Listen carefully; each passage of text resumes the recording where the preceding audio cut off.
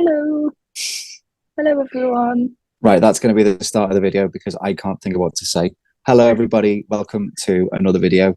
We are here today with Alana, who is the first time you've been on one of these kind of discussion videos. Very excited. We are once again complaining about festivals, but We do with love a bit of a them, though. with a bit with a bit of a twist today. So would you like to just kind of talk about what your kind of spin on things is? Yeah. So, a few days ago, 2 days ago to be exact, Slam Dunk released their access statement, which was separate from their original statement. And I just kind of want to talk about my reaction to that, I guess, what I thought about it, and also just look at some of the other festivals that I've been to this year and not necessarily comparing them and pitting one against the other, but just sort of looking at what different festivals do differently, what works, what doesn't, to sort of just spread that kind of awareness about Yeah. access in the industry So in obviously, general, obviously really. you get the obviously you get the access wristband. Mm-hmm. And before we go into the statement, I just want to say, like obviously we're talking about Slam Dunk first and foremost. When we got to Slam Dunk this year, Sam was your PA. Am I right in Mm-hmm. thinking that? Yeah. So for those of you who don't know, Al gets a PA, a free ticket essentially someone to come with you, just in case you have any access needs or anything like that. Yeah. Um, but we always kind of do it. It's just like you split the cost, you split the ticket between you, kind of thing. Yeah. So Sam was supposed to be your PA. Mm-hmm. Now when we got there, we were all allowed to come in with you, regardless of whether or not we had access passes or not. Mm-hmm. So when we got there, nobody scanned my ticket because they thought that I was your PA, Mm-hmm. and I got an access wristband.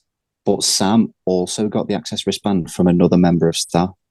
Mm-hmm. So before we go into the statement, I just want like that to be within the context that I mean, that could have happened multiple times. Do you know what I mean? Mm-hmm.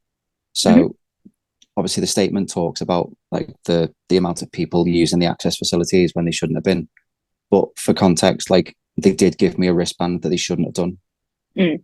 And maybe it was up to me in that moment to say, oh, actually, I shouldn't have this. But they just kind of went, yeah, you can go through. So yeah, that's just to provide a bit of context for the whole statement to come. So do you want to just start off with what you've said? Yeah. So to start off with, they have not just in the opening part of the statement, but throughout the statement, really sort of put their hands up and admitted wrongdoing, which I think, well, not wrongdoing is a bit of a strong word, but you know what I mean. Mm, Admitted where they could have done better. yeah. And it's definitely clear throughout that they have definitely listened. So again, just to add some more context, Access customers were invited to fill in a separate questionnaire and join a Facebook group where we could sort of share our ideas, give feedback, etc. That the Slam Dunk organisers had access to. So all of this has come from all of our feedback essentially and their reactions to that. Another thing that I think is also really important to remember, just again before we dive in, is that this is just the beginning. Like there are some things missing, and I will talk about that, but I think it's important to kind of give them a chance Yeah. to Yeah. put things in place and to consider and reflect and stuff like that because Rome wasn't built in a day, you know. So I think No. we're going at this from a positive. Yeah. Well, it's like as like when me and Izzy were speaking about the festivals in the last video, like very similar to what you've just said. Like, we should give them a chance to. I think it was you that actually said to me, like, if you make one mistake, it's a mistake. If you make two mistakes, it's a pattern. Mm. And I think, yeah, like if we don't at least give them a chance to redeem themselves next year, then how are they supposed to fix anything? So Yeah, absolutely. Like if people go about boycotting the festival, then they're never going to have the funds to yeah, put in yeah, place these improvements that people are suggesting. You know, mm, so and at the end of the day, these are real people yeah, that have a shared passion with us, you know, for music and live events. So it's just something to bear in mind. I think there's been a lot of animosity online, which I do understand. And you know, people are entitled to their opinion and they're entitled to get passionate and things like that. And I know that in the heat of the moment, it's very easy to react that way. But yeah, I know I definitely did. I think we all did. I think we all did. I think it was just because it was such a frustrating day. We all kind of got caught up in it, and the fact that there's thousands of people going, "Oh yeah," and I had this bad experience, and it just kind of compounded a little bit. You know. But let's go through the statements and see what they've actually said. So, where are we? Sorry, I'm on my phone. My phone's been a bit of a mess. I'm on mine as well. Do you want to start reading through it, and I'll catch up? Yeah. So, thank you for your valued feedback and for allowing us the time to fully investigate the events of Slam Dunk Festival 2023. We have been working closely with our internal teams and many external partners, including members and moderators of the Slam Dunk Access Group, to address issues and find solutions going forward. We would also like to take this time to wholeheartedly apologise for the issues that have been raised to us, and we are deeply sorry that customers did not have the experience which we all hoped for. Continuing to make Slam Dunk Festival as accessible as it can be for all fans is something that we strive for year on year. As most of you know, we onboarded a new full access team to manage everything from initial applications through to the event days. Whilst we believe this team worked incredibly hard and did a fantastic job overall, we recognise that there are still clear issues which need to be addressed and resolved for our future events. Below, we have addressed the main issues at both sites. We are aware that there were other things reported to us post-event that we need to improve and action, and please be rest assured that we are finding solutions to them and they haven't been ignored or forgotten about just because they are not listed below. I think that's an important point to make as well, that like obviously they've not addressed every single individual issue in this statement. Because like, I mean, I obviously I'm not part of the access group, but were there quite a lot of people raising different concerns? Whether, or was it like? I think at the beginning it was kind of just a bit of a free for all on people saying, "Oh, this, that, and the other." And I think what ended up happening was that the moderators of that group collated information that was similar. So if 3 or 4 people had all said the same thing, then they would sort of put that forward as a main issue to be addressed. It was a case of prioritizing really what we wanted to be discussed first. So it is tricky because in an ideal world for both us, and I'm sure the organizers would prefer this as well, you know, if they had a magic wand where they could just magically make everything that everybody's ever said a reality, then, you know, great, but that's not the reality. So I think it was important to kind of look at the weight of opinions, look at the popularity of certain opinions and focus on those ones first. Ones that might benefit everyone over a more select group potentially in the first instance. It's tricky. It's hard to know how to approach it really, because everyone's got their own opinions on it, and everyone has their own needs as well. And obviously, people are entitled to be passionate about their own needs, and just because those needs aren't the same ones that you share, it doesn't mean that they don't need to be respected. So in a way, I don't envy the Slam Dunk organisers, because this must be a little bit of a minefield for them to I think this is harder than the navigate. actual. Yeah, I think this is harder to address than not harder to address, but like harder to navigate around than the main statement they made, because as you say, there are a lot of like individual access needs and individual cases, whereas they can just go, yeah, the food was bad, the toilets were bad, you know, like as like a general thing. But with this, it could be like, oh well, you know, there wasn't enough flat ground for wheelchairs to get up, and you know, there are more nuances to every single issue. Yeah, absolutely. So, yeah. But the main point that they raise, I think the one they prioritize is the viewing platforms. Yeah, that's what comes up first. And for me, this is one of the things that I commented on as well. So I only used the access platform once during the day, and that was towards the end of the day before Shikari and The Offspring. And I went to see Malevolence, and I was just sort of saving my energy. And I had a view of all of their sound equipment. I couldn't see the stage from the seat on the platform. So that was one of the things I raised. And I think that they have made, I'll read the statement in a second, but I do think that they're on the right tracks, but I will, once I've read the statement, I'll let you know my thoughts. Don't worry. Okay. So they've said, don't like you to be opinionated, Alana. Me opinionated? Could be ridiculous. I'm quiet and shy and demure. Yeah. for anyone watching who's never seen one of our vlogs, that's a joke. That's sarcasm. Okay, that's sarcasm. Just in case you didn't pick up on that one. It's usually me that can't detect sarcasm, so you know. Yeah. So yeah, they said about the viewing platforms. Security team leaders were given a briefing prior to the event days to relay to staff members with strict instructions and guidelines regarding the platforms. This included who should be permitted onto them and contained helpful guidance reminding staff members that not all disabilities are visible, and if someone has an access wristband, it means that they have already gone through the thorough application process and should be permitted to use the access facilities, no questions asked. Asterisk for my point before. We'll come back to that. Unfortunately, the information in the briefing was not fully adhered to by some security staff, resulting in the platforms being used by people who should not have been granted permission, meaning the strict system we had put in place to manage the platform's capacity failed. The total capacity of all the platforms combined was enough to accommodate everyone that had a wristband.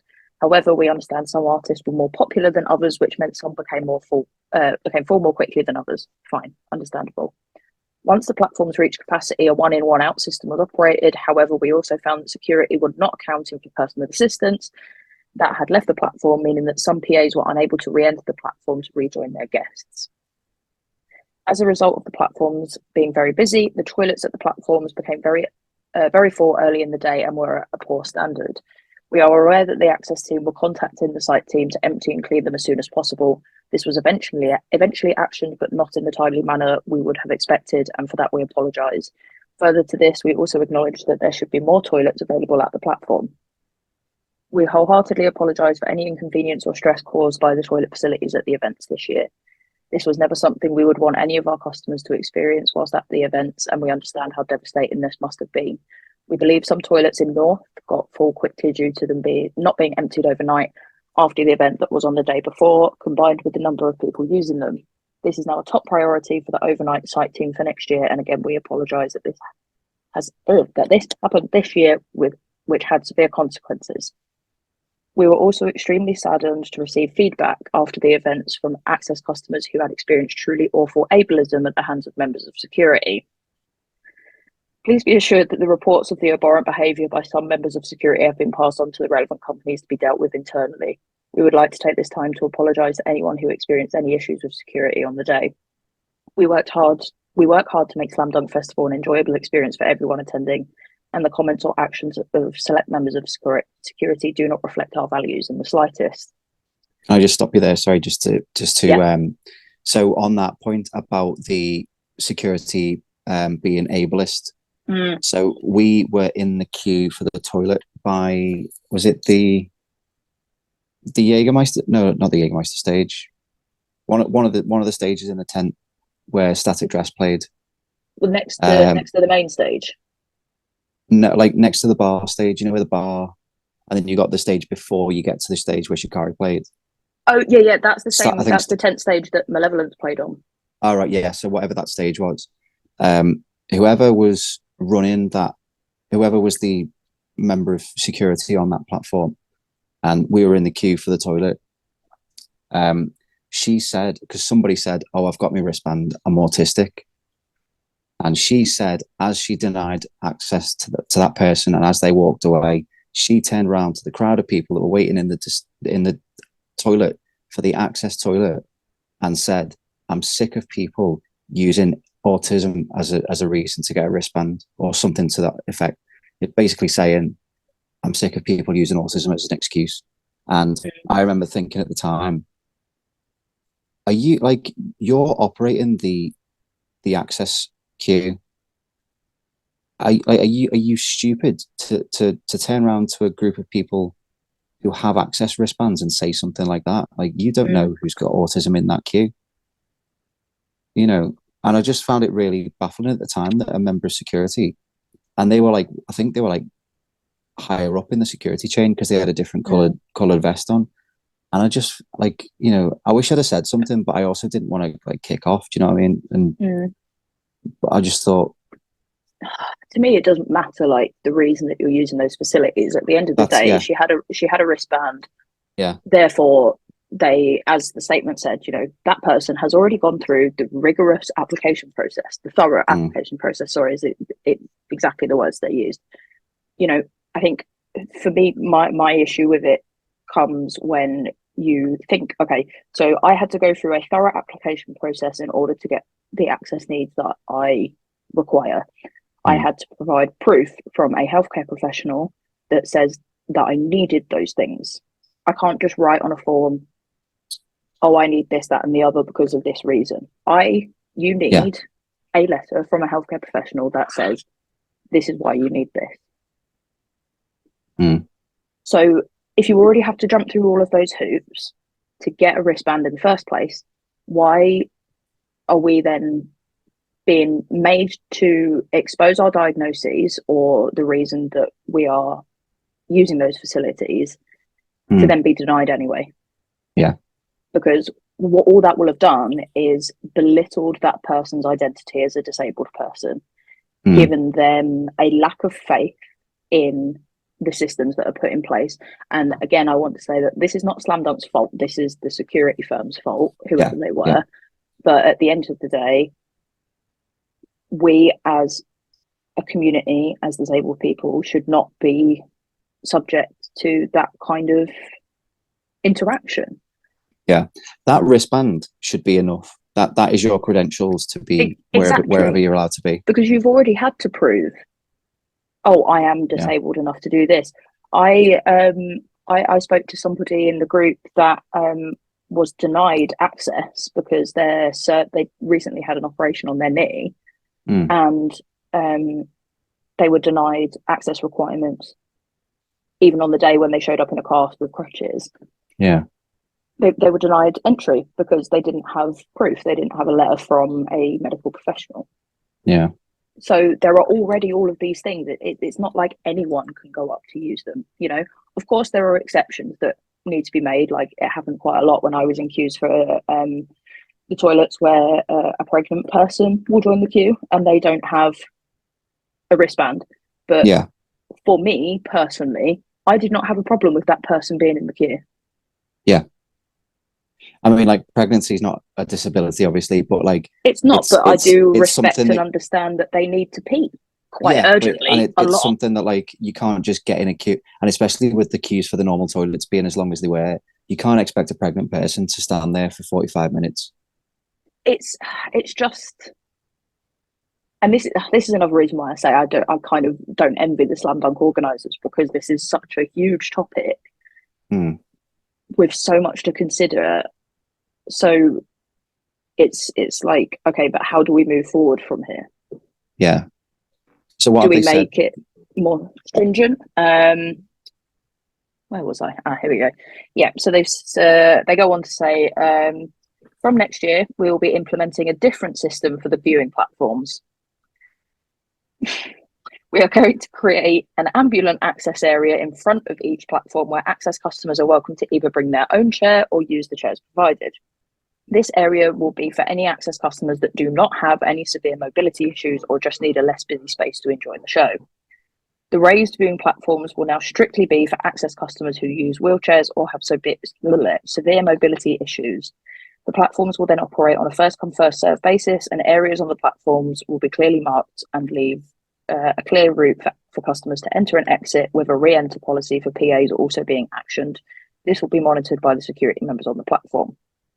The option to apply for either the viewing platform or ambulant viewing area will be available on the access requirements application form that goes live when we go on sale.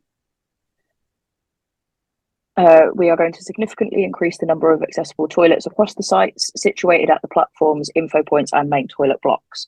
We are also going to add standard toilets alongside the accessible toilets at the platforms and info points, and introduce separate baby changing units to prevent customers with children using the access toilets. We have also made the decision to hire a separate specialised security team to be positioned at the platforms, who will be stationed alongside our dedicated access team. The security team will be briefed in person by the internal Slam Dunk access team to ensure all policies are being adhered to. Yeah. So it sounds like rather than just saying like we'll do better, it's like no, they've actually got a plan in place and yeah, you know, specific areas they want to target to. I think that the toilets specifically, obviously for me, is wonderful. I've seen a lot of people go, oh well, why only normal toilets? Why not add more accessible toilets? And I think that, you know, I don't know how many of you or you, Gib, have ever been inside an accessible portaloo. It is just a giant portaloo. Yeah, with well, a handrail. I did use the access wristband to get into the access toilets. Even though I didn't need it, and maybe I shouldn't have done, but on the day it was, you know, you're looking like 45 minutes to an hour queue for the toilet. And I thought I've been given a wristband, I'll just, you know, if there's not much of a queue, I'll get in the queue. And sometimes throughout the day, it was just as long. I was waiting in the thing for 30 minutes at one point, and I thought that's fine for me. But for like, if you were there as well and you were desperate, like they're called access toilets. That's not very accessible, is it? You know, so but having more of them at every stage, like there was one toilet at every stage. It's just and I think the reason that I'm at least fine with them being normal toilets is that it stopped me using one of the big toilets that are wheelchair accessible. I don't need an accessible toilet. I just need a toilet that is close by to where I am, you know. And I said this on my feedback form where I missed an entire band. I missed Boston Manor. I left. Who did I see before then? It was either Trophy Eyes or Real Friends. Can't remember. 10 minutes early, so I had time to go to the toilet, which was literally at that tent, and then get back in to see Boston Manor. Yeah. I gave up in the end after I'd been to the toilet because Boston Manor must have only had a song or two left on their set. And like, I am medically incontinent. So kind of the whole point of me having that access is that I can use a toilet quickly, or more quickly than I could if I got in a standard queue. You know, no one wants that. I don't want to have my own poo all over myself. No one wants that. Okay. No. Like, so for me at least, more toilets, big thumbs up. Like, love that. Like you say, I do also. Sorry, go on, Gib. Sorry, no, I am just gonna like hold my hands up a little bit and just say like I was given the access wristband, and so I thought, well, do you know what? I've been given it, and the queue for the normal toilets is going to take an hour, maybe. It took Izzy an hour at one point, didn't it? Nearly. So I was like, I'll jump in the queue. I'll be 30 seconds because, you know, not to be crude, I can whip it out, piss, and go. Do you know what I mean? Like, yeah. But then I was thinking after it, like we got back and we were thinking about everything, and I thought, but yeah, like I wasn't checked, and I was given an access wristband by mistake. So there was 30,000 people there. If let's say like 100 people were given access wristbands, and I'm not trying to say that that's what happened, but if I did it, then other people might have done it as well, and then all of a sudden, like 100 people taking 30 seconds each adds up. Do you know what I mean? Yeah, so for sure. I will hold my hands up and say maybe I shouldn't have used those toilets on the day, but you know, I only did it out of desperation because like I was holding on, and I was thinking, oh, I'm not getting in that queue for an hour. I'll jump in the access queue when I'm desperate. And even that was taking up to half an hour at some point as well. I mean that just ties into the fact that the queues for the toilets generally were just really nuts. Like, so you know, under normal circumstances, if there hadn't have been much of a queue for the normal toilets, I would have said, "Oh, Gibby, dickhead, go and use the normal toilets." Do you know what I mean? But even someone like me, who is quite a stickler for those kind of things, will go, "Do you know what? Actually, fair enough." You know, but so the toilet stuff is good. I am glad that they've addressed the platform issue and sort of said, provided an alternative, provided a fix for it, as it were. However, I'm not sold on the solution that they've given, and I'll tell you for why. Again, this is only my opinion. This is just my opinion, but so they've suggested that they're going to have this ambulant area that's on ground level with the rest of the crowd in front of the platform, right? Mm-hmm. My main issue with that is if you're sitting down at ground level, you're not going to be able to see anything. Yeah. So if you think about it in terms of equity, that is not providing a what's the word I'm looking for? You're not providing you're not providing a fair experience. You're not providing that. Whereas the people that are wheelchair users or have severe mobility issues, they're on the platform and they're seated. Yeah. I do agree that wheelchair users are often overlooked or perhaps should be given priority on platforms because some people do stand on the platforms, and I understand that as a wheelchair user or somebody that cannot stand, it must be really frustrating to have someone stood in front of you. So I understand the logic that they're following here. Yeah. However, now I'm allowed to have this moan because I have an alternative suggestion. If they're already going to position a member of security and section off a bit of the crowd in front of the viewing platform for this ambulant area, why not just extend the platform and then have the front half of the platform that is for wheelchair users and customers that are going to be sat for the entire set, or most of the set, and then have the rear where it is optional to remain seated. So almost like a two-tiered. Well, no, all they have to do is just essentially double the platform, and so that it's one massive platform where you have, and they've already said they're going to do like dedicated routes so that it's easy for people to get in and out. If you have a route that takes the wheelchair users and the people that are sat down to the front, so they have an unobstructed view, and then the people that want to be sat some of the time, stood some of the time, or just stood, then have a place behind them. Yeah. To me, I know that makes a would lot make of more sense, sense. actually. Yeah. And also, for me, that becomes an issue of if there's going to be a separate wristband for the viewing platform and for the ambulant area, what happens to people like me that are ambulatory wheelchair users? Yeah. What happens to people like me? If circumstances change. Exactly. I didn't even take my chair to Slam Dunk this year. But what would have happened if I'd have woken up on that morning, which does often happen, and I've gone, I can't walk today. Yeah. I can't do it. Yeah. What happens then? Because I wouldn't have gone through the correct application process to get a ticket, as it were, or a wristband to get onto the viewing platform. I would only have a wristband that gets me into the ambulant area, despite the fact that I would, for that day, be a wheelchair user. Yeah. I think they're definitely on the right track. Another. This is another thing. See, I'm trying not to get too vexed, but for me, that's also segregating people in a way. As disabled people, as a community, it is very important for us to remain a united front.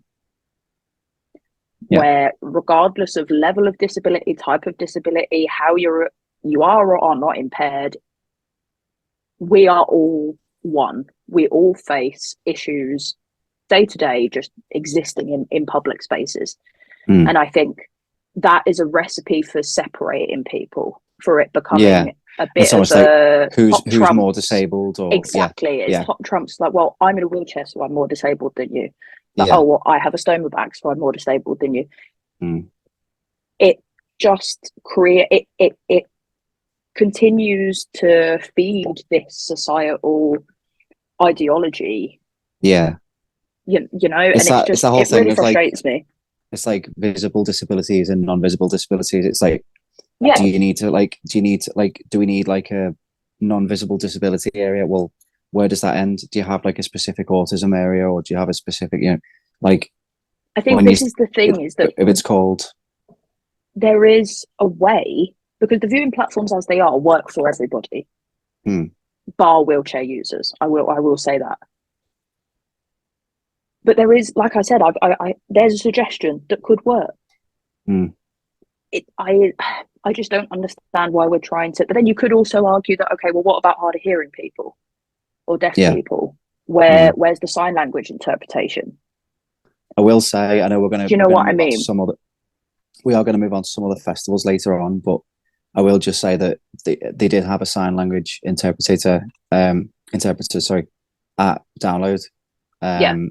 And we turned around at one point, and they were getting everyone involved, and obviously I don't know sign language, but like you could tell that they were like adding in like a bit of flair and stuff, and like dancing along and stuff, and it was really like me and Jamie both turned around and was like, that's really, really good actually, like that.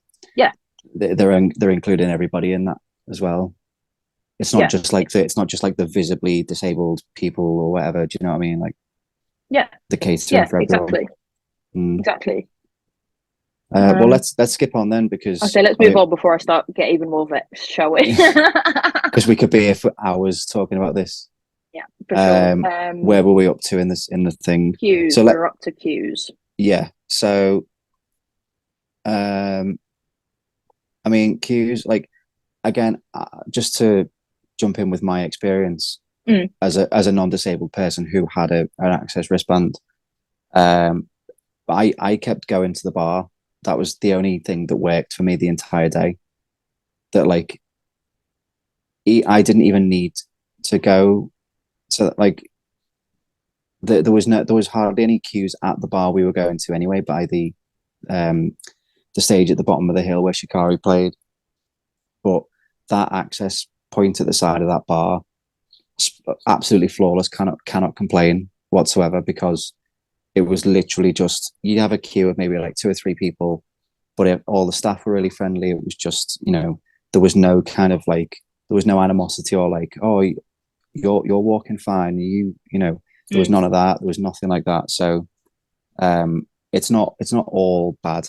The entire thing wasn't bad. There were genuinely good things as well. Yeah, absolutely. Yeah, I didn't want this to just be like a smear campaign. Don't go to Slam Dunk. It's completely inaccessible. It's just an analysis of their response, I guess. And I suppose it's easy to fall into the trap of like, well, everything was bad, but it's not like that. Like, me and Izzy were saying in the other video, the lineup was great. There were genuinely really good things about this festival, and it seems like a lot of people just want to moan just for the sake of it. I said this on the day. I was like, in terms of production and lineup and promotion, and like bang on, fantastic. Cannot, that I'm the first person to moan about sound at a gig or a festival. You're the first person to moan about a lot of things, to be honest. Only second to you. Thank you. Yeah, true. Yeah, can't argue with that. But there were so many highlights, and I think, like I said, I know I sound a bit like a broken record. I've said it a few times now, where it's like they are people. They're people. They're good people that share our passion, and just be positive. Yeah. Don't get bogged down by the. And the thing is, as well, like if you're complaining about everything, the genuine complaints get lost in the noise. Do you know what I mean? Like things like this, like the real issues. If everyone's if it's just shouting, then these issues get lost. That's one thing I do really respect about. Some people have been a bit funny about like, oh well, why isn't there a separate statement? And it's like, because that the issues with access in itself is such a humongous issue. Put my teeth in. That I think it deserved its own separate acknowledgement, and I think it's really great that Slam Dunk acknowledged that and went ahead and did that. As they've said multiple times, they do have their own internal access team, so they're not completely oblivious to these things. But I know this myself from my own experience as a disabled person, that sometimes it is difficult to think about needs if they're not your own. So, if they don't have somebody on their team that's like me and needs desperate use of toilets, or quite often they might not think about that, so So I mean, then, just sorry, I'm just looking ahead to like where like them addressing the issues about the bars and the queues and stuff. mhm, And I do feel like there's only so much they can do in the way of because like in the main statement they were like, you know, we're going to have more food vendors, we're going to have more bars and stuff like that. So it is kind of the same solution, is just mhm, have more of things. yeah, But the fact that I just want to highlight this paragraph: for our future events, our dedicated access team will visit all on-site facilities and services ahead of yeah, the event and check that the correct information and policies have been received and understood by all staff, including those addressed above. So making sure that the staff know what's going on yeah, is a massive part, because like as we were talking about before, like if the staff don't know where to direct people or who's allowed in certain areas, that just causes chaos. And mm, as you said, it belittles people as well. mm, yeah, You know. absolutely. We're already plagued by this burden of proof, Mm, particularly those of us with hidden disabilities.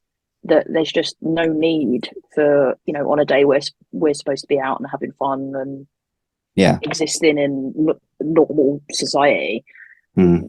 It's just, yeah. Anyway, But beyond that as well, you're also a paying customer. mm, You know, like that's, I don't want to speak for the disabled community, obviously, but that is part of the norm. Like to normalize it is kind of treating you just as any other guest. So yeah, regardless of whether or not you do have access needs, if you bought a ticket, you are entitled to the rights that that money gets you. You know, mhm, the facilities. It's just that you have extra needs that need to be facilitated. yeah, So yeah, but the fact that yeah. they've said like, you know, right, we all the staff need to be clued up on everything, I think is a massive That's part of where it. a lot of their issues came from. A Yeah. lot of their issues came from staff that were nothing to do with them. They were Mm, externally contracted staff, you know. So the fact that they have sort of said, okay, we're going to make sure that they said previously for the viewing platforms thing that the security will be stationed with a member of the internal access team. mm, They're saying that they're going to be that all of the vendors and stuff are going to be visited the day before to make sure that they're all briefed correctly and that sort of stuff. And I really do think that's going to prevent a lot of problems, you know. And I think mm, what you said is right as well, where like what they said in their original in other statement about increasing the amount of food vendors and stuff will benefit everybody. And I think this is an important thing for people to remember, is that a lot of the things that are inputted specifically for access reasons benefit everybody yeah. anyway.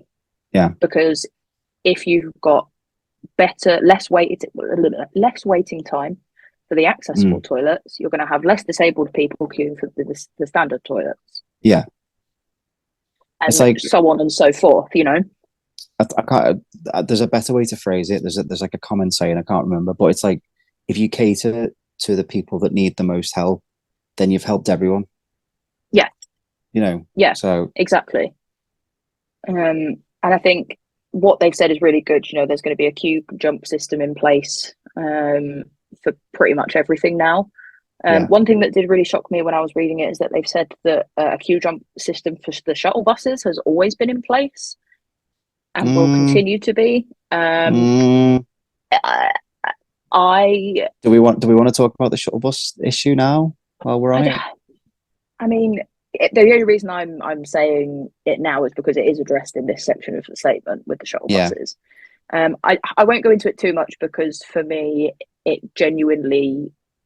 was horrible. It was really, really horrible. Like, Yeah. I was in a hell of a lot of pain. It really just it ruined my day, to be completely honest with you.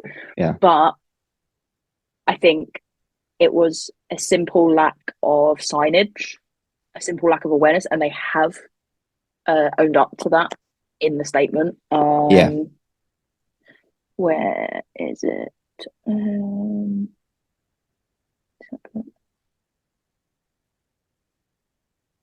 there was a system already in place for the signing tent, although it has become clear that some security had not been briefed. Where was it? A queue jump system for shuttle buses is currently in operation and will continue to be. However, we now understand that during this year's events, this information was not passed to all staff members, and we apologise if this impacted anyone's journey to or from the festival. Now, this problem could be solved by signposting, because I'm thinking, okay, were there members of staff that perhaps looked for wheelchair users or people using mobility aids and sort of maybe approached them and said, oh, you can come over here, get on the bus first. And then obviously they would have looked at me and not even thought, because I wasn't using my wheelchair, I wasn't using a cane, I wasn't using crutches, I was walking unaided. That goes back into that goes back into like the segregation between visible and non-visible disabilities. It's like you shouldn't have to look, quote unquote, look disabled to be invited to the access queue, you know. Yeah, absolutely. But you know, like I say, I don't want to get into it too much, because A, it kind of still upsets me a bit, and B, they have addressed it and sort of said, look, it was in place, but clearly we didn't do a good enough job of making sure people knew it was in place. That's what I care about. I care about the taking ownership and the promising to do better, or at least to try and do better, you know. And that alone for me has given me enough time to go, do you know what, actually.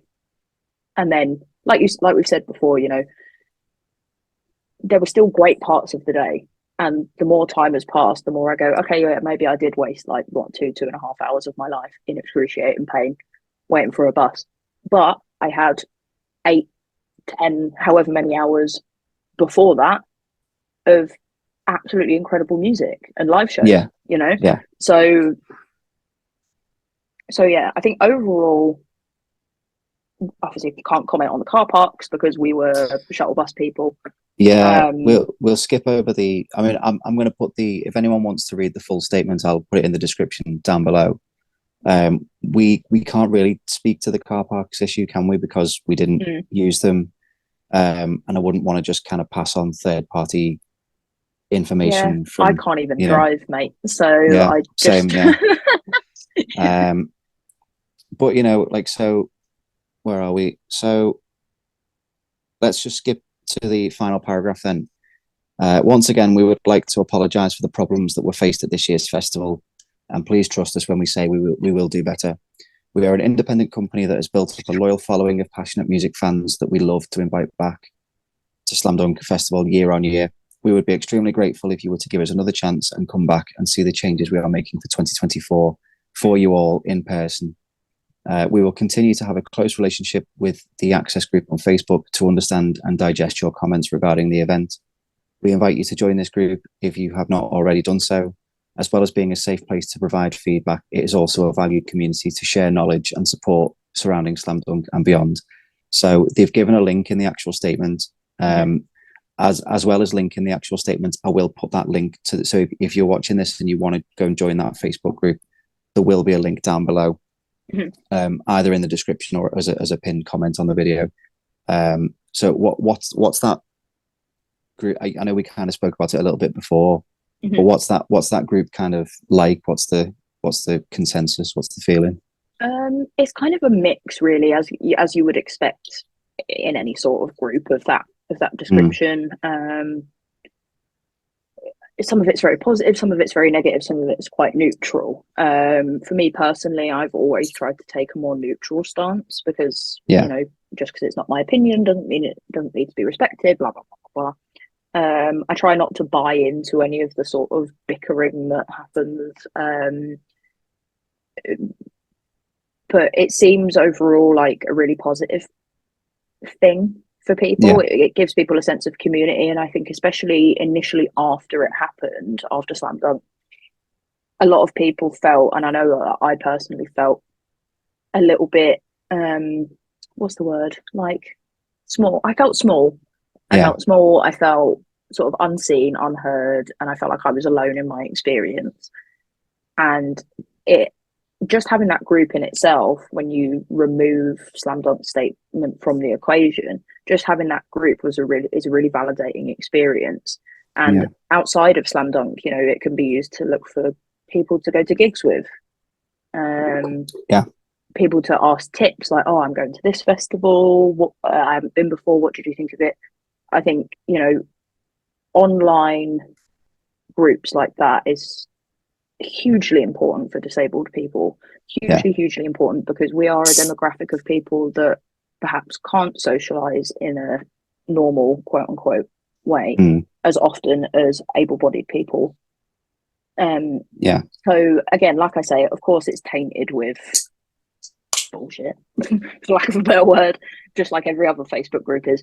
But I think, you know, overall it's pretty good. And they clearly are listening. They clearly are listening. They clearly are trying. They're clearly looking at that group and taking things on board.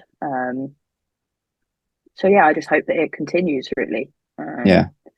And that, like you say, they try and forget about the noise and focus on the Yeah. important issues that do arise from it. Just as Yeah, an and overall on, sorry, just as an overall on Slam Dunk, like in general, between this and the main statement, I think you can clearly tell how much they care about like anyone that they've upset or Yeah. done wrong by. It's because it would be so easy for, you know, I mean, I mentioned it with when I was talking to Izzy. You look at that Blue Ridge Rock Festival in America. I don't know if you've been following that story, but the whole festival got cancelled because of the bad weather. But like beyond that, like the weather you can't really control, but it was the reaction from the festival that has riled people up. Is that they just like, I mean, we'd be here for hours talking about it all if we wanted to, but the festival basically turned around and was like, no, it's not our fault. You know, we and it was like the things that went wrong. Obviously, you can't control the weather, but the aftermath of that was definitely your fault. It's how you deal with it. That's a lot of, you know. And interestingly, you're talking about weather and other festivals. Something that I wanted to bring up. Should we move on to the second festival of the summer, or your second festival? Sorry. Well, it was actually my first. No, it wasn't. It was my second. No, it was. Right. It was Download Weekend. Yeah. Parklife. I went to the Sunday of Parklife Festival this year, which is obviously a little bit different for me. It's like normal music. All the normies go there, right? And the cool hip kids, right? Not the goths. So I just went for the day. And it was absolutely roasting. Like, I'm talking tropical. It was simultaneously the best and worst thing ever. And then we got a big storm, and they completely paused the whole festival. It was all put on hold. And on the screens on all of the stages, there was a message explaining, you know, we're really sorry. We have to stop the show for everyone's safety. Please remain XYZ amount of meters away from any metal structures. We hope we can be with you again soon. And that image changed as time went on, just to sort of give people updates. We're working on getting back online. Please be patient with us, blah, blah, blah. And people were miserable, don't get me wrong, because everyone was wet. But it was just like, I don't know, there wasn't a bad vibe in the air about it. Was it a kind of like we're all in this together? Like everyone was just sort of having a good time. Because we'd all bought rain ponchos, and we were one of the very few groups of people I saw with them, and it was just everyone was coming up to us going, "Where did you buy them from?" And we were like, "We bought them with her." Thanks, Eve. Little tip for anyone watching: always take a poncho to a festival. Always, you never know what's going to happen. Even if there's not a single cloud in the sky when you get there, when you leave the house. Always take a poncho because it's a British festival. Exactly. And the last thing you want to do is be caught unawares. Yeah. But yeah, Parklife was great. I really, really enjoyed Parklife, and I didn't really expect myself to. You know, if it wasn't my friend's birthday, I probably never would have bought myself a ticket. You know, the lineup, at least on the Sunday for me, was great. We had the Prodigy headlining. I saw a lot of like electronic artists that I like Near Archives. Also saw like Becky Hill, Wu-Tang Clan, some really, really big names. And it was just great. Yeah, like obviously, you know, it wasn't sold out, blah blah blah. But from an access perspective, because I didn't book my ticket until like a week or two before the festival, and on their website they had like an application form for access, like Slam Dunk do, but they had a closing date, and I didn't get my application in time. obviously, in order for me to access those kinds of events, that I still need my needs met, right? So we just kind of thought, okay, let's just go to the access entrance on the day and see what happens. Yeah. So first of all, the access entrance is completely separate from the main entrance of the festival. Mhm. Barely had to wait. The security was tight. There was dogs, blah blah blah, a lot tighter than Slam Dunk, in my opinion. And then I was able to speak to one of the access team and say, look, I have a stoma, blah blah blah. And he was like, look, I can't give you a viewing platform pass, but I can give you a toilet pass. And I was like, that is great, because obviously I understand there are rules about how many of the viewing platform passes you can give out, blah, blah, blah, blah, blah. And the main thing for me is the toilets. I'll sit on the floor if I'm in pain. I don't care. I don't care. And now for me, the way that they handled the accessible toilets was wonderful. I don't think it will work for everybody that's disabled or needs those facilities, but for me it did work, where I had one of the paper wristbands, and then on it was a code, and on all of the doors there was a padlock, and the code on my wristband corresponded to the code on the door.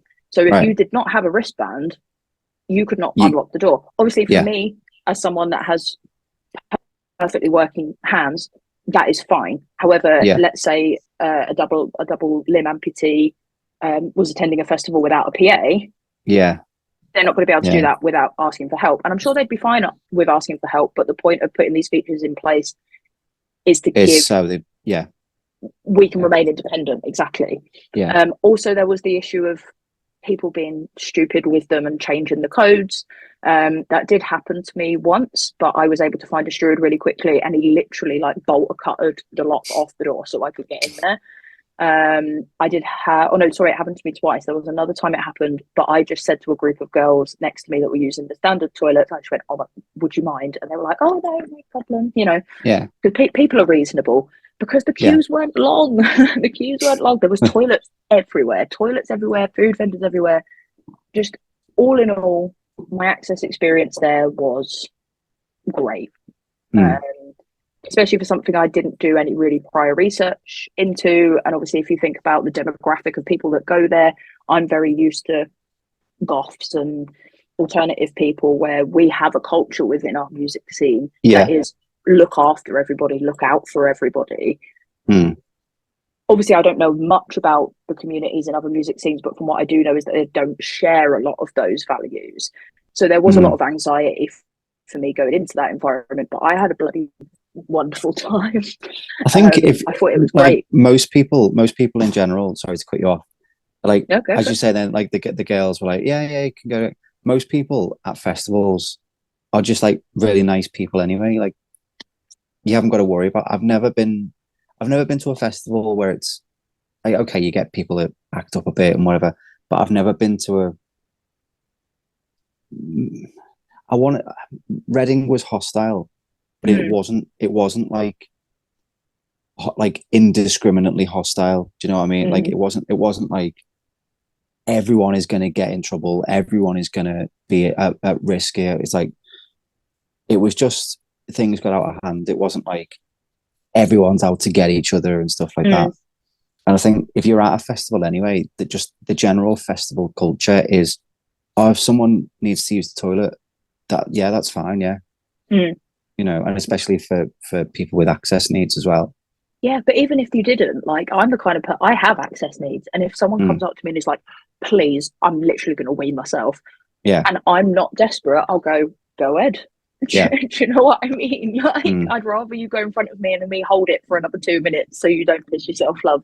Like, it's just, but yeah, I had a really, really good time. It was great. It was really, really great.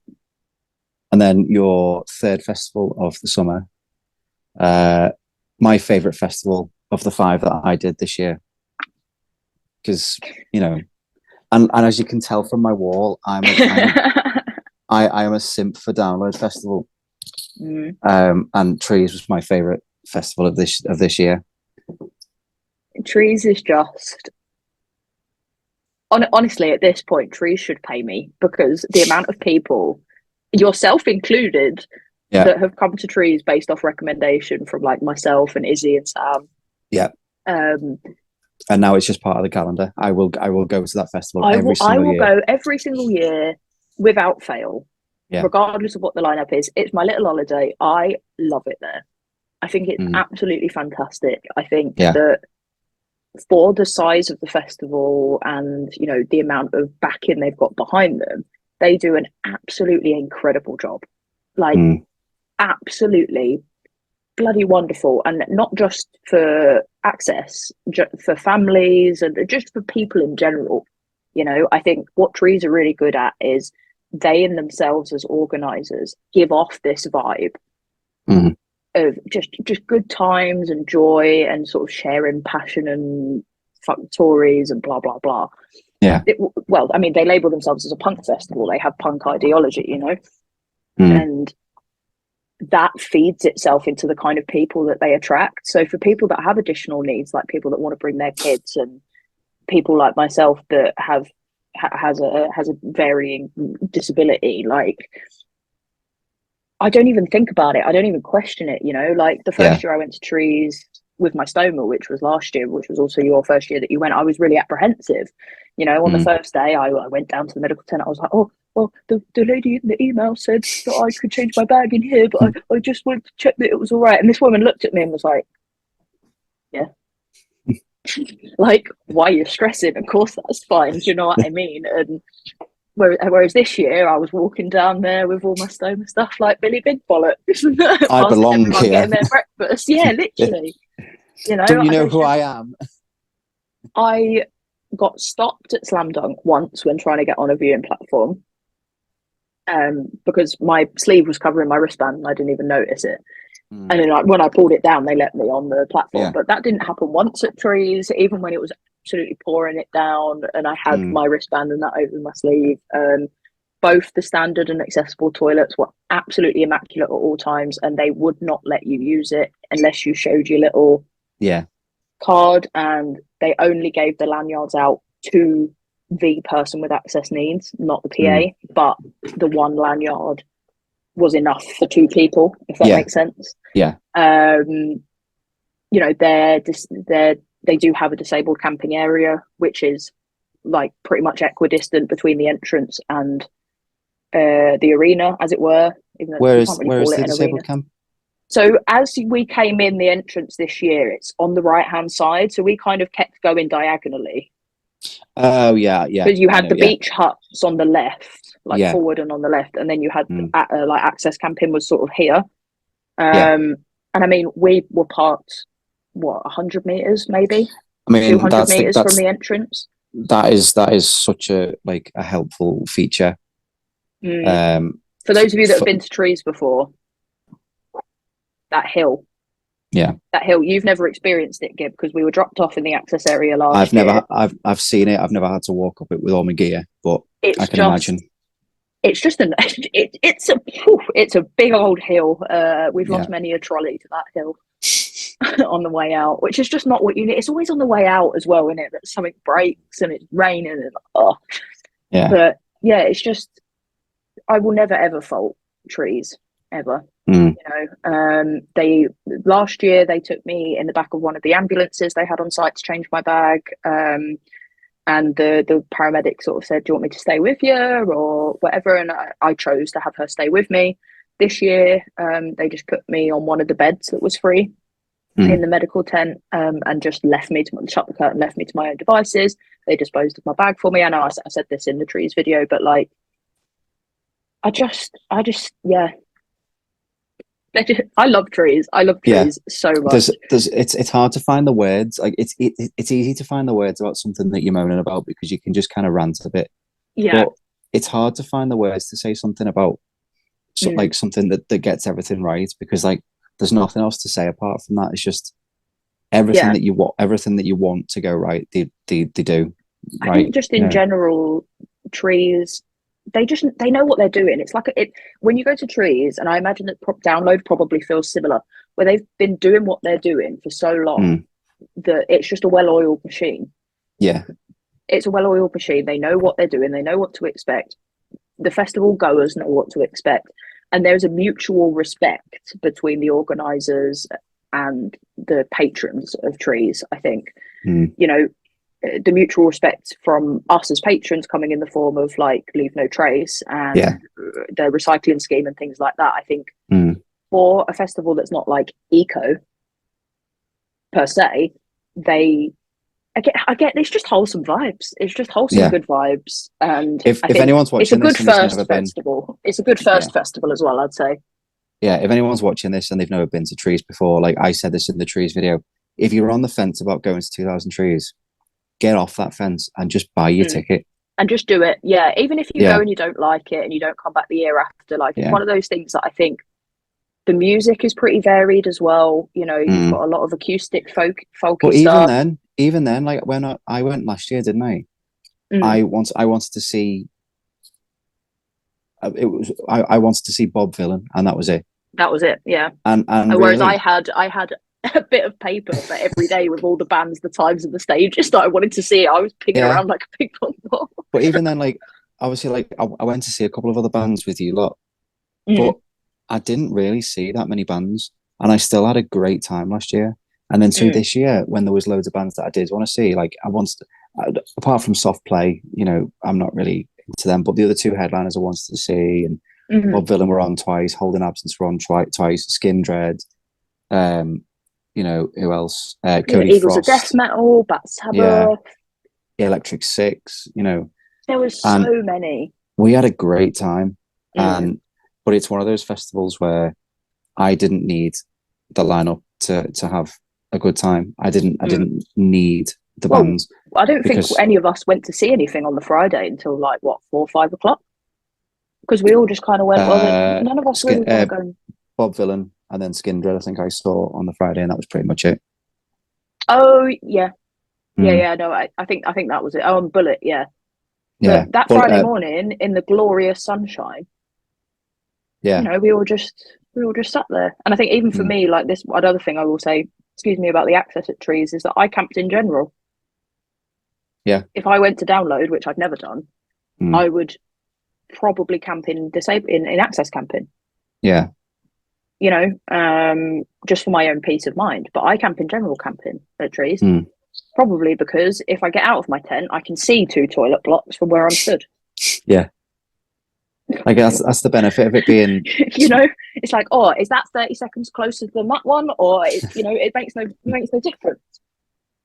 But like, that's the benefit of it being it's a medium festival, isn't it? You'd class it as a medium festival. It's a medium festival, yeah, because it's 15,000 cap now. I think it used to be 10. Yeah. And I think, obviously, like, it's a business and it wants to grow and stuff, but I think if Trees gets any bigger than what it is right now, it starts to lose that. I think that the owners know what they're, you know, the organisers know what they're doing, though, is that they started Trees, and they've said this many times, that they started Trees because they went to Reading and went, we can do this better. Yeah. You know, and, you know, and when you walk into Trees, there's signs everywhere, proud to be independent, proudly independent. Yeah. And I think the fact that they are independent, and I hope they remain, the only way I think we're going to keep Trees as Trees is now is if they remain independent. And that is why things like the fundraiser that TBD did during lockdown is so important, and why they say, look, we don't care how much of your own alcohol you bring in, but please just grab a couple of beers while you're here. Yeah. We're not going to police you. We're not going to tell you what to do.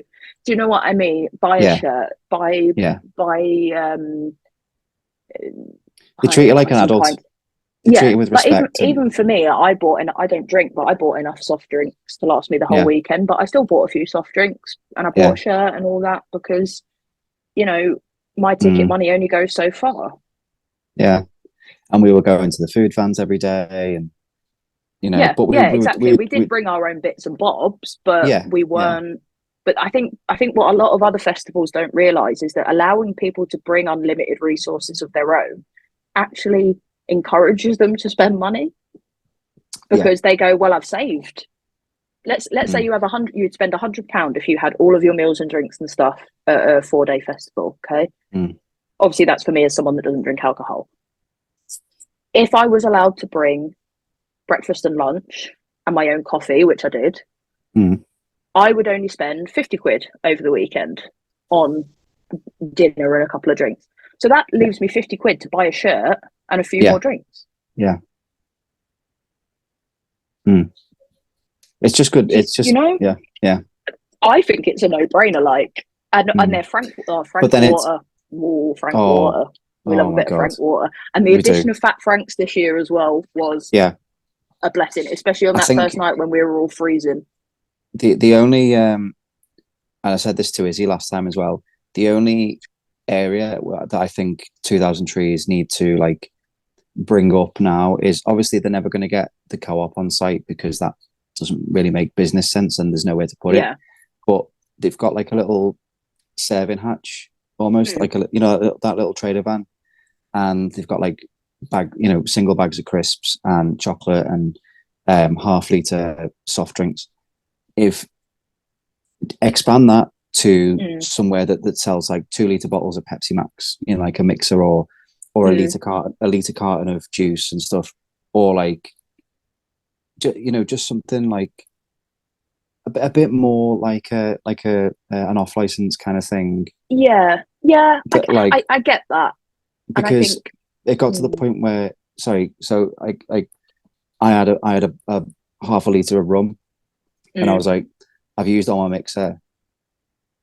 I've got two options. I can either buy a can for £2.50, and I'd have to buy enough cans to satisfy half a liter of rum, which I'm not doing, or I could just drink the rum straight. So I didn't buy any mixer. Do you know what I mean? And I ended to avoid kombucha gate from last year. Oh yeah. No, but if they'd sold like a 2 liter bottle of Pepsi or something, I'd have bought that. But I'm not buying individual cans, and I'd rather just drink it straight. Do you know what I mean? I think for me, it's a tricky one because obviously those vendors, a lot of those vendors, you know, like your Susie's and that, I can't remember what it's called, that sort of corner shop-esque hatch that you say, that they're small businesses that have a really excellent working relationship with trees, and I think that it's tricky because perhaps they're only limited by the vendor's capabilities, if that makes sense. Like if the vendor doesn't have the means to, or just simply doesn't want to sell those items or expand in that way, then, you know, if they already have, it's a tricky one. Like for me, I'm personally not bothered because I can bring whatever I want, and I go in a car. So I'm not bothered, but I do understand, you know, for people that come via the train and the coach, like it's like you can bring all the alcohol you want, but people are going to need to put it with something, and if people don't want to carry like 3 2-liter bottles that they bought at Morrison's or something, sell them on site for like 3-4 quid, make your profit on it, whatever, like people will pay it. I'll pay you profit margin, whatever. Just give me something on site where I can get it, so I haven't got to get Jamie to run me into Cheltenham before he's had a drink. Do you know what I mean? I've got that. Yeah. But apart from that, trees is. I mean, flawless, of all the things to complain about, I think. It's very. The fact that the shop's too small is no, but I get you. I get you though. Yeah, I completely get you. Like it's just that little cherry on top in it. Yeah. And I do kind of agree. I guess it's difficult for me to see that side as someone that I'd say 90% of the time goes to trees pretty prepared.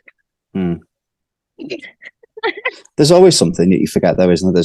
That's just the nature of festivals. You get there and you're like, we didn't get that. Yeah, for sure. And it would just. Well, this is why I say like the addition of Fat Franks is so good, because I genuinely think I would have just frozen to death like that first night without the whole bottle.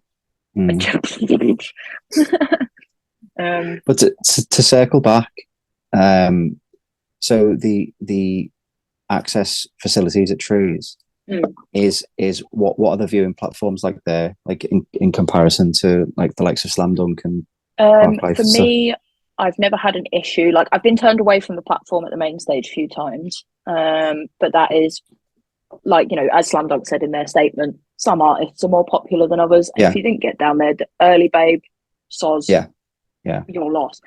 I get that. You know, because they can prepare as much as they want for that. But I think they did definitely learn from last year, because last year it was quite bad actually. Like there was a lot of times where I couldn't get on the platform, and a lot of people were moaning about that, and they definitely did listen.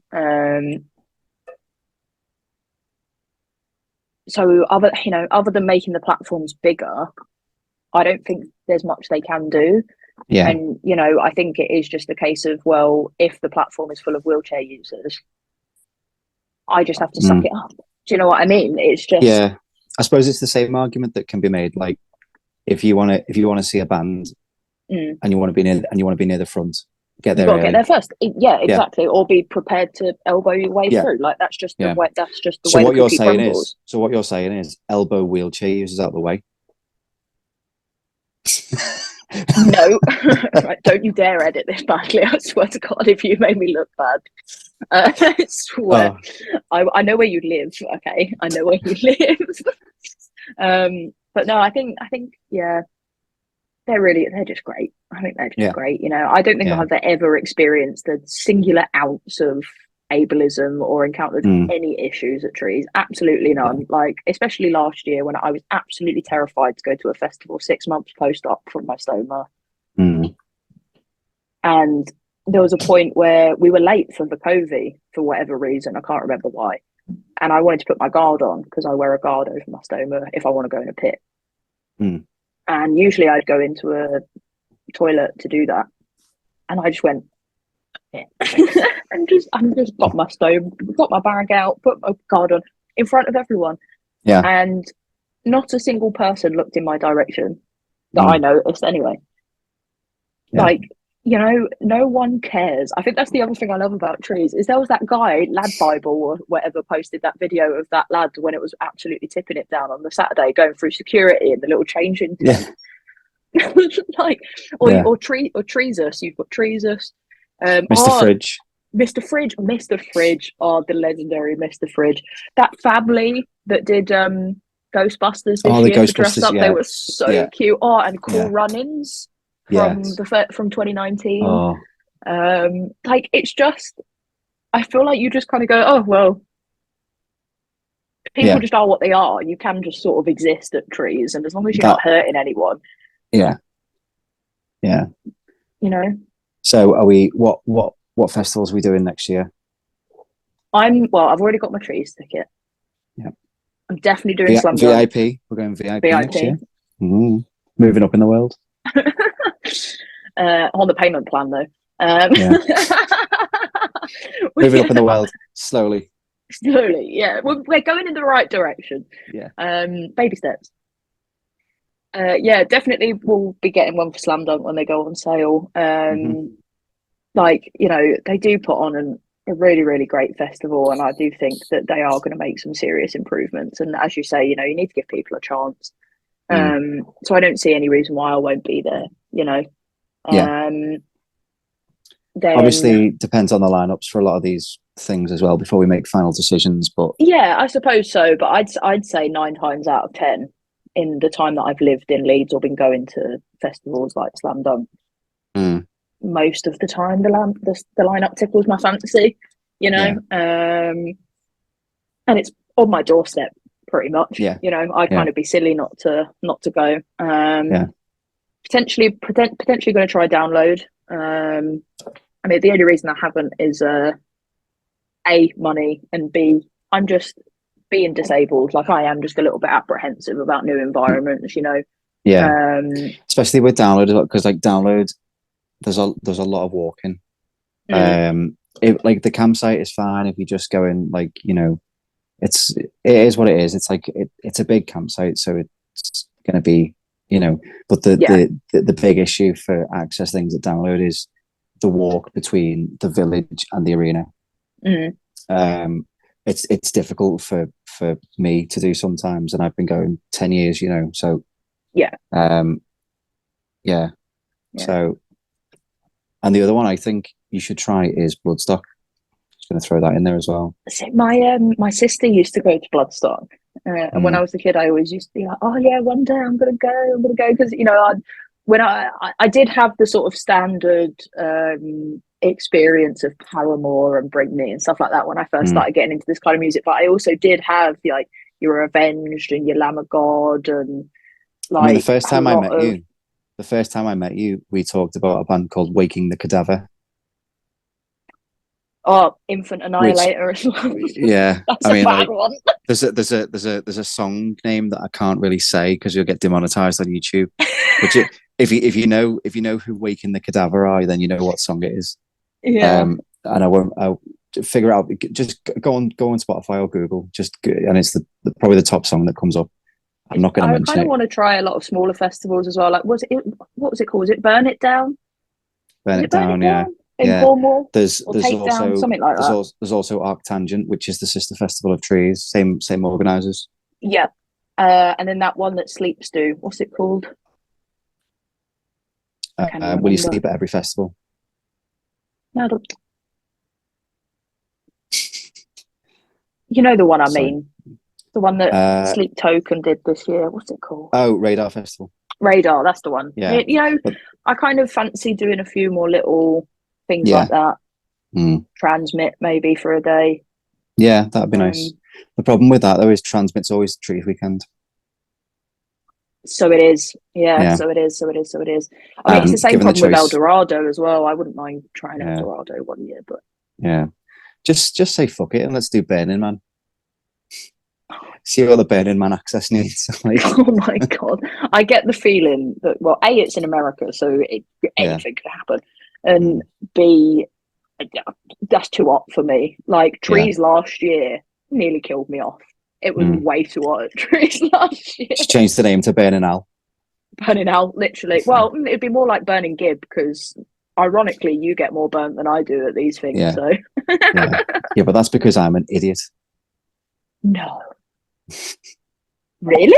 It's the sensible thing to do is when you're in Malta in the middle of the Mediterranean, 33-degree heat, is to put sun cream on and then get straight into the pool and wash it off. And then not reapply the sun cream when you come back out, yeah. Modern solutions require modern idiocy. They do. Being Delulu as the Salulu, Gibby. Being Delulu as the Salulu. Yeah. Also, that was a bit of a catch up on the roundup of the access needs of different festivals. Hopefully, Slam Dunk do what they said in the statement and follow through with some of those promises. Yeah, I do believe them.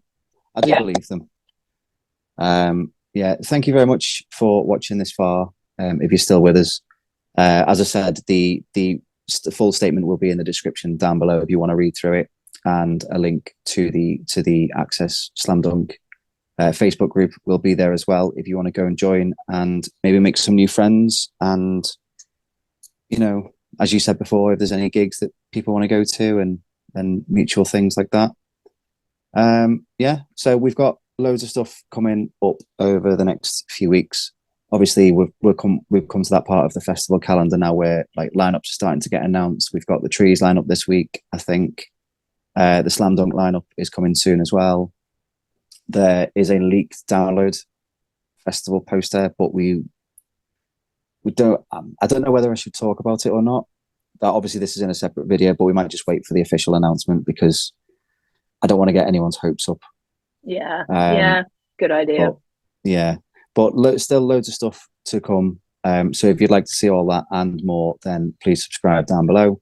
Leave a like on the video and let us know if you'd like to see more of this kind of format and stuff. We do want to do these kinds of videos where we can try and get a few more people on and we can have a bit of a round table because, like, for those of you that don't know, we're all based kind of at different ends of the country, aren't we? Mm-hmm. So it's not like the times that we're all together in the videos are the times that we really get to hang out. Mm-hmm. So things like this, discussions like this, are our way of kind of like keeping ourselves up to date, but keeping you guys up to date as well. So let us know what you want us to talk about, anything else like that. And thank you as always for watching, and we will see you in the next one.